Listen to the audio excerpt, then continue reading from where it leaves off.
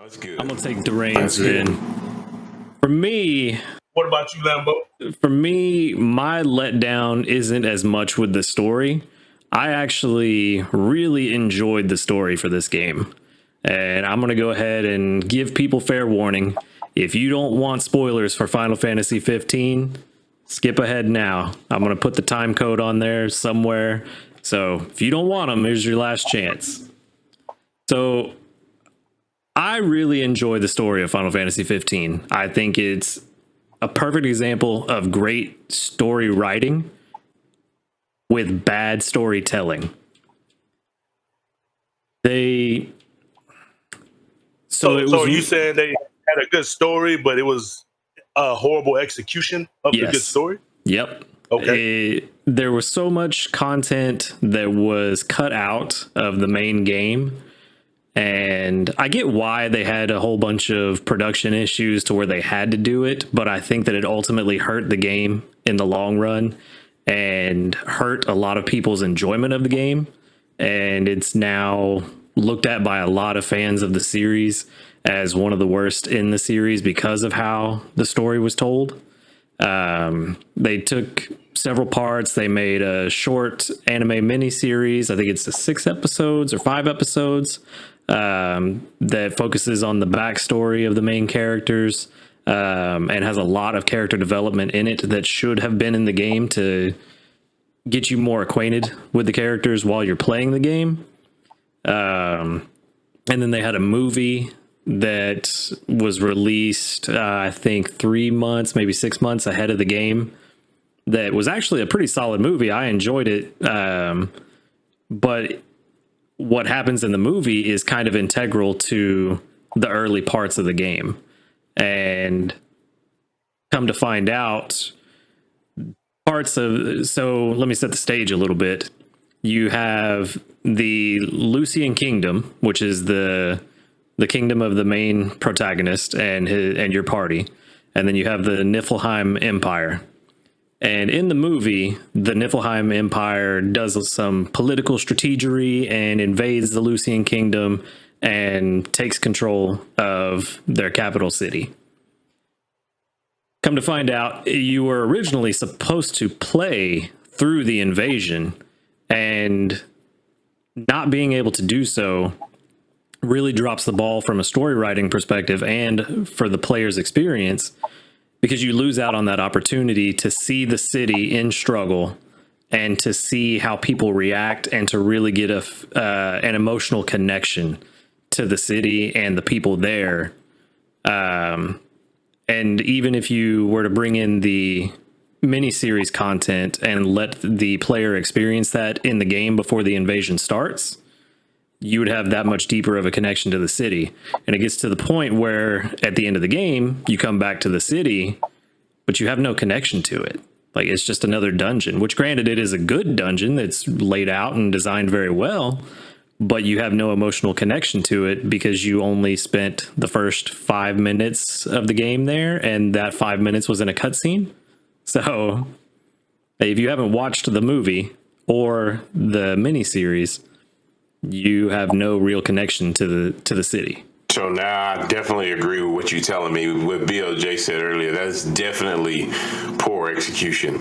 Yeah. Because you have no buildup. You have no anchorage to the city at all. Yeah. It's just another piece of landscape. Okay, gotcha. And in the movie, you get a chance to see the King's Royal Guard. Not his personal guard, but like his personal special forces, I guess, would be what you'd call them.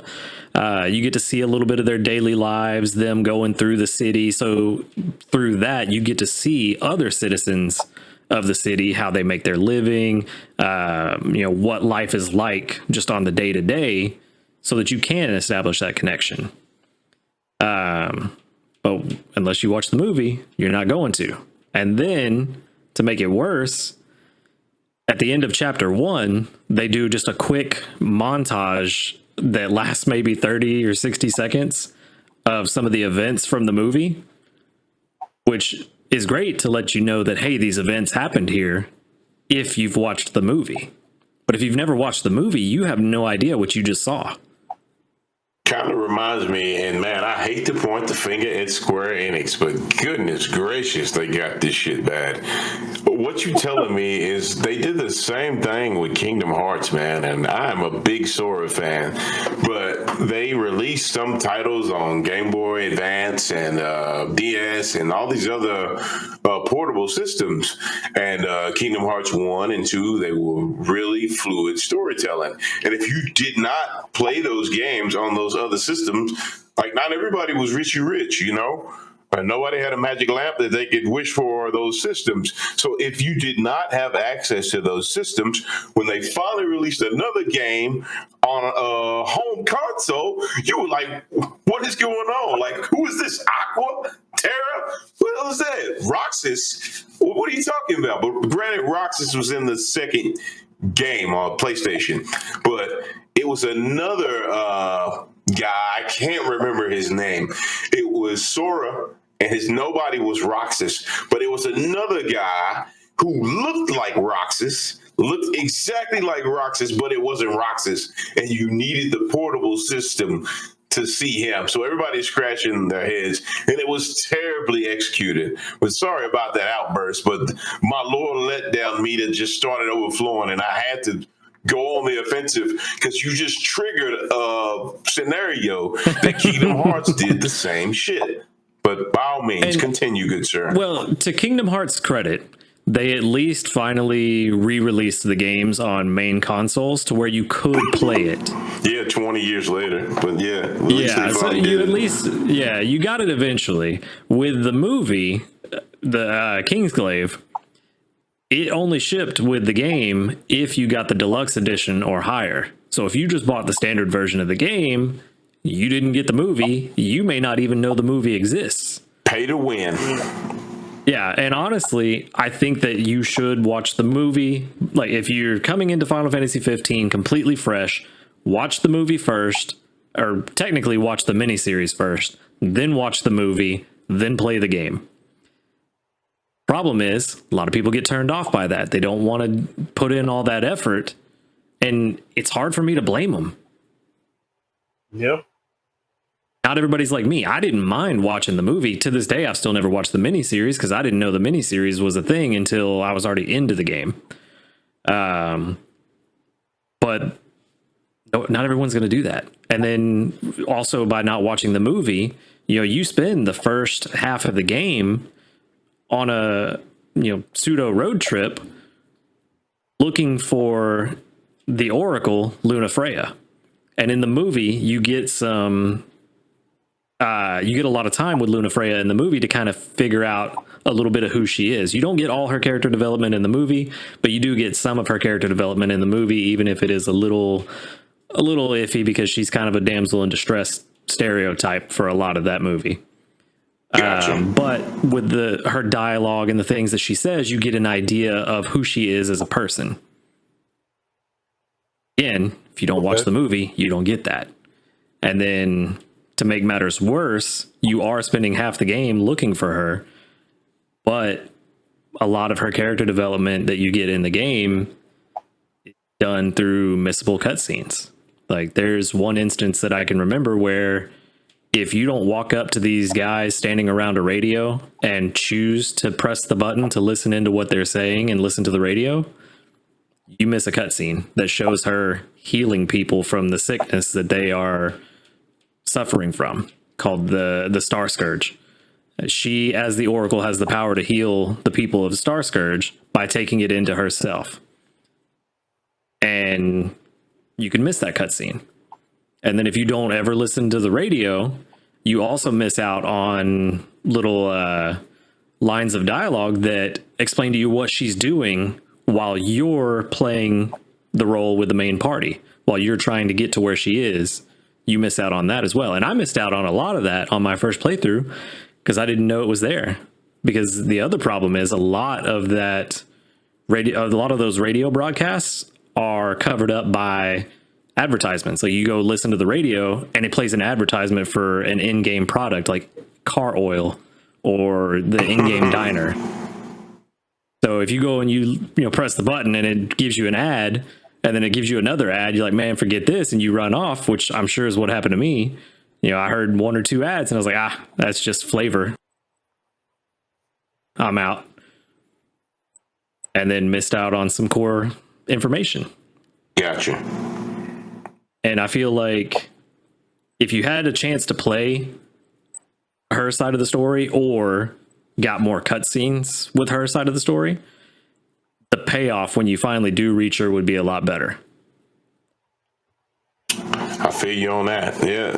I think those issues come with the developers and producers and the writers. They have a specific reaction in mind, and they think that's what they're going to receive.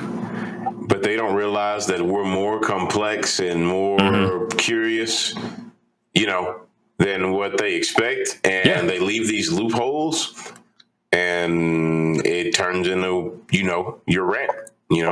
It's sloppy. And that's not even the end of it. Then you have her brother, Ravis, who is set up in the game as kind of a rival to the party. Square does this a lot with their games where they'll have a rival that you fight multiple times. Seymour, Final Fantasy X is a perfect example. That this person's introduced a little early, and then you have multiple fights over the course of the game. Yes. Ravis is kind of set up to be that character, but if you didn't watch the movie, his motivations are kind of mysterious. Like, you don't know why he's really opposing you. You get a little hint, but you don't get a lot of why he's really opposing you. In the movie, the main character Noctis is him and his dad, the king, have been taken or have gone to Lunafreya and Ravis's home of Tenebrae to recover, to let Noctis recover from an injury.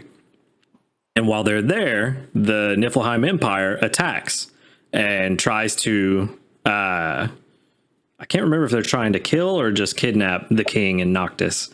But while they're there, they attack, and the king grabs Lunafreya and Noctis and starts running and leaves Ravis behind, which his hands are full. In the moment, he's worried about protecting his son. Lunafreya is in an arranged marriage with his son. He grabs her too. It makes sense why he grabs the people that he does, but he leaves Ravis behind while Ravis is reaching out for help, watching the king run away and not save him. And then sits there and watches his mother get burned alive. So that establishes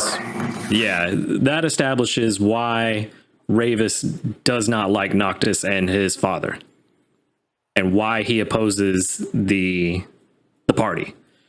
And then in the vanilla version of the game, there are cutscenes that weren't there that they added in later versions that do flesh out his motivations. Come to find out, he opposes what Lunafreya is doing because he knows that it's not going to end well for her. And he understands that she has to do this because it's her destiny, but he doesn't like it. Kind of recyclization of, kind of like, sorry to cut you out, but it kind of reminded me of Final Fantasy X, where it was summoner Yuna's responsibility to face head on with sin and bring about the calm. Okay, gotcha. Yeah. And so he's trying to find a way to help her fulfill her destiny without her dying in the end. Same as with Tidus and Yuna, trying to defy fate. And then through these cutscenes that they add later on that weren't in the vanilla version of the game, you get this better characterization of Ravis, and he becomes a better character. He's not a perfect character still, but you understand his motivations a little bit better. You actually get to see his motivations. And then you find out that he was a puppet on the strings the whole time and just didn't even know it. Yikes. But without that extra content, without the movie, without the extra stuff that was put in later in later patches, and also, I forgot this part too, without the extra, because you get to see him in, the game has, I think, 5 DLC packs that tell the story for one of the main characters in the storyline. And Ravis shows up in one of those as a supporting character. And you get to learn from that DLC a lot of his motivations directly from him. You know, you get a lot of his character development in that DLC. But if you didn't watch the movie, didn't watch the miniseries, played the vanilla game, and you didn't enjoy the story, you're not going to play the DLC that fleshes out this character. Gotcha. Yeah. And then to make matters worse, when you're playing through the game, they talk about Tenebrae, you know, Lunafreya and Ravis's home, about how beautiful it is, how they can't wait to get there because it's been so long and they're excited to be back. You know, things are bad. The Empire is, you know, on full out invasion. They're after the main party. They know things are bad, but they can't wait to get to Tenebrae just for some nostalgic relief. And then you get there, can't even explore the place. See it in the distance in the skybox, but you're literally stopped at the bridge that would let you go across. Concept with a facility. You don't get to explore the city. You don't get to see what people's day-to-day lives are. Like, it's kind of a similar concept with the capital of Lucis. You don't have a connection. And there are some really dark stuff that happens in the capital of Niflheim that would really make the story better if the player had an emotional connection to it. Or maybe not even an emotional connection, but could sympathize with the people that live there, because the people that live there aren't their leaders. They're not necessarily wanting to go on this invasion war. You don't get any of that. And it really lets the story down. Yikes. Well, you hear that, Square Enix? Wake up, taking notes. I hope y'all were taking notes even the whole done yet. time, because I feel like my boy.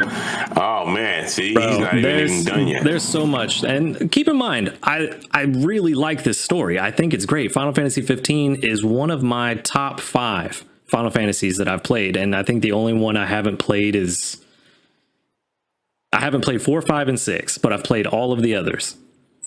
And 15 is in my top 5 because of what I found out afterwards by looking it up on my own. But if you don't watch the movie, you don't get Nyx Ulrich's story, which he is one of the Kingsglaive members that basically makes sure that Lunafreya gets out of the capital during the Niflheim invasion. Like, he is guarding her the whole time. And because of him, the events of the game can even happen. And then all you get of him in the game is at the end, the main antagonist has strung up some corpses in his final boss area that he's just toying with these corpses. And you see his corpse up there. But if you've never watched the movie, you have no idea who that is. Oh man. And he's a pretty solid character. A lot of the Kingsglaive members in the movie are really solid characters, but without watching the movie, you don't get any of that. Like, there's another character in the movie called Libertus. After the movie, he completely disappears. I think he only shows up in like one of the last DLC episodes that came out. So the entire game he's gone, even though he does play another major role in the movie. And then also, which you'll appreciate this, Toro, since you're a big fan of Final Fantasy VII, in the movie, you get to see Diamond Weapon from Final Fantasy VII in full HD glory. That's cool, Easter egg. Yeah, and the movie's full of them, too. There's also, what is his name? The octopus character from 6. I know, Ultros, I think, is his name.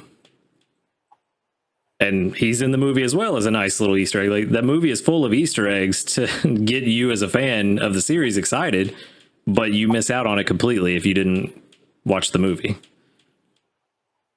Gotcha. Then, just like with the radios, there are these books lying around in the game that are easy to miss because they're not always out in the open. And if you don't read these books, you miss out on some critical backstory. They're called the cosmogony. You miss out on some of the backstory of the gods. It lists all 6 of the gods and what they do. Tells you that they were the ones that first picked the Oracle, got everything started, created the ring, which is like the magical MacGuffin that you're after for a lot of the game, which allows Noctis to complete his task. You miss out on some backstory about the messengers of the gods, which you see in the game, but outside of seeing them and someone being like, oh yeah, they're a messenger of the god, like there's nothing said about them unless you read the books. You miss out on a lot of not really miss out, because he does kind of say it, but he says it in kind of a whimsical way that if you're not really paying attention, you could miss some of the backstory of the main character, the main antagonist. And you also miss out on the full details of the prophecy that the plot of the game is following. Yeah. I don't know, man. I just don't think that they don't put this stuff in mind. That's what I think. They don't keep it in mind. They don't think about it till way later. Yeah. And like I said, like I did find out later on in research that a lot of these issues were caused by production problems. Like this is a game that was in production for 10 years, but when you actually look at the final product that we got, they only worked on it for 2.5 to 3 years. So in 2.5 to 3 years, they had to put an entire 40 to 50 hour experience together and try to make some kind of cohesive story out of it. And it just, while the story is good, it just, because they were on a time crunch, I believe they released in November of 2016, I think, and they were pretty much told it has to be out by then because of financial reasons for the company. A lot better of a story if they would have been able to do that. Well, I hope they taking notes, as I said earlier. Maybe they'll do that for the next game. But that was a nice, lengthy, detailed description of where they failed and where they let you down. And I think it's interesting because, what's up? Oh, keep going. I got a question, but I'll let you go first. I was just going to say, I think it's interesting. And to those here, as you notice, this is a lengthy episode. Lord Letdowns is an important topic for us. So all the planets aligned, and we put a little extra coins to strengthen the hourglass, as we should say. But BLJ's example was terrible execution. Lambo, what was it? I'm trying to think of what you said. The story was good. It's a perfect example of great story writing with bad storytelling. Gotcha. Yeah, two different types of lore letdowns. But go ahead, BLJ, with your question. All right, you said this was Final Fantasy 15, right? And this was the most recent one they released, right? It is the most recent in terms of the numerical series. Final Fantasy VII Remake is technically the most recent game, but it is a remake of one of the older ones. But as far as just brand new IP, yes, it is the most recent. Okay, my next question is, didn't for 15, they changed up the gameplay completely, right? Yeah, the gameplay is a lot different. Because it used to be like a turn-based game, right? Yeah. Or am I wrong? No. You're right. Final Fantasy X, which we've talked about a few times in my little rant, was really the last proper turn-based Final Fantasy. You have Final Fantasy 12, which came out and you only controlled one character in the party, your main character, which you could switch in between which character you were actively controlling. But they had a system in play called the Gambit system where you could sort of you could program what your other characters were going to do. Or if you really wanted to just select what they were going to do every time, you could manually select everything. But you were really incentivized to grasp the Gambit system and program your alternate characters for what you wanted them to do. Which led to some busted things you could do. You could set up a true AFK farm and let it go overnight and come back and your characters be max level with all kinds of skill points to be able to buy pretty much anything you wanted. Okay, that's what I'm talking about. Look, yeah, like you could definitely abuse that system, and I think it was a really in-depth system because of the components that went into it, which I won't get too far into. We'll save that for another episode. But I really liked it. I thought it was a good idea and a decent way to take the gameplay without it feeling stale, but also still being somewhat similar. And then in 13, they screwed that whole battle system up. Like the fact that you can press auto battle and win 90% of the fights in that game, the gameplay was not very fun in that game, which is a shame because I felt like the story was pretty box standard Final Fantasy storytelling. Dang. Okay. Well, I wish I had more 15, questions, but I've never really played Final Fantasy myself. Sorry for anybody who's listening and feel like I should know these things. I think the last you Final absolutely Fantasy should, and I'm 7. disappointed in you that you don't. I think the last one I played was 7 when I was the one that came out in the 90s, the most popular one. And I played it for like 10, 20 minutes, and I was like, oh, whatever. And then turn-based ain't for me. Yeah, it's not for me. Not for me. Yeah, which with 15 they did change the combat. It is you're still controlling only one party member, which another thing that they added with the DLC episodes. In each DLC episode, it, like I said earlier, it goes through part of what each individual member of the party did at certain points of the story. So one episode you're playing as Gladiolus, one episode is Ignis, and one episode is Prompto, which are Noctis's core group of friends. And so you get a little bit more backstory on them. But once you bought the DLC, you could then play as them in the main campaign. But the problem is the DLC didn't come out until the main campaign was over, and we were 6 months down the road. So in the main game, you only got to play as Noctis if you played it when it first came out. Okay. Shoot, I only thought Noctis was in Tekken. No, I'm playing. I knew he was going to find Yeah, and then he did get a spotlight in Tekken, and not for Soul Calibur for some reason, even though he uses weapons and Soul Calibur is a weapons-based fighter. But, another topic for another episode. Missed opportunity. Yeah, definitely was. But yeah, they did change it up. And if you want a Final Fantasy game that is not turn-based, I would highly recommend Final Fantasy VII Remake, especially if you're into that story already. The gameplay is action RPG.